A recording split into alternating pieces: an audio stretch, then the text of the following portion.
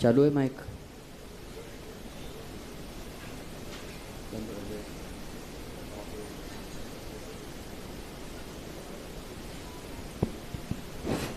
नमोस्तु मुनिवर, नमोस्तु मुनिवर, नमोस्तु मुनिवर। मेरी जिज्ञासा मन पे है कि मन एकाग्र कैसे करें। हम मन को एकाग्र करके कोई भी धार्मिक पढ़ते हैं, जाप देते हैं, पाठ करते हैं, लेकिन फिर भी मन कहीं कहीं घूम चला जाता है। और जब पूरा हो जाता तब हम देखते हैं कि हमने क्या पढ़ लिया और मन कहाँ कहाँ चला जाता। देखिए, मन कभी एकाग्र नहीं होता। इस पंचम काल की बात करता हूँ। जिसको आप मन की एकाग्रता कहते हो, मन की एकाग्रता नहीं है। मन को आपने गलत दिशा से हटा करके सही दिशा में लगा दिया है, वो मन की एकाग्रता हो गई। और मन जब गलत दिशा में चला गया, मन भटक गया, तो उसको आप कहते हो कि मन भटक गया। सही रास्ते पर मन को बना के रखना, ये मन की एकाग्रता है। कहीं ना कहीं हर व्यक्ति को अपने मन की एकाग्रता के लिए अपने लक्ष्य को ध्यान में रखना चाहिए।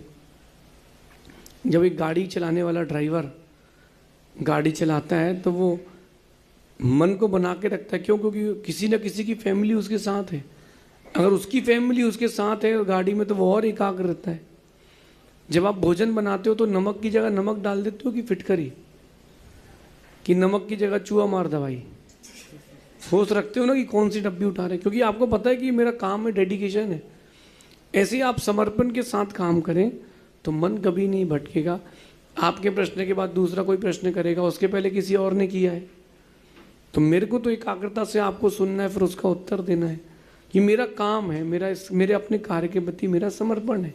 आप जैसे ही प्रश्न करते हो मेरा दिमाग तुरंत काम करता है कि उत्तर क्या देना है। तो हम अपने कार्य के प्रति समर्पित है, आपको भी समर्पित होना पड़ेगा। मन की एकाग्रता के लिए ध्यान और समर्पण, इन दोनों का समावेश हो। जो व्यक्ति जितना अधिक समर्पित रहेगा उसका मन उतना एकाग्र रहेगा। लोग हमसे कहते हैं कि याद नहीं होता महाराज जी, हमको याद नहीं होता। क्यों नहीं होता याद? सब याद होता है। नाना का नाम याद है, पापा का नाम याद है, फूफा जी का नाम याद है, उस दोस्त का नाम याद है। आपको ये भी याद है कि आपके घर में कौन से डिब्बे में कितने जीरे रखे हैं।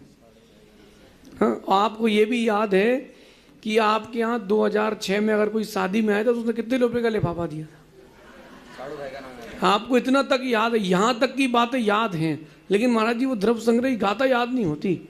हम 1995 में जब हम जयपुर में थे तो हमारे साथ ऐसा ऐसा हुआ था, तो वो सब चीज़ें याद हैं। लेकिन आज का याद क्यों नहीं है? क्योंकि याद करना नहीं चाहते। चाहेंगे तो सब कर सकते हैं।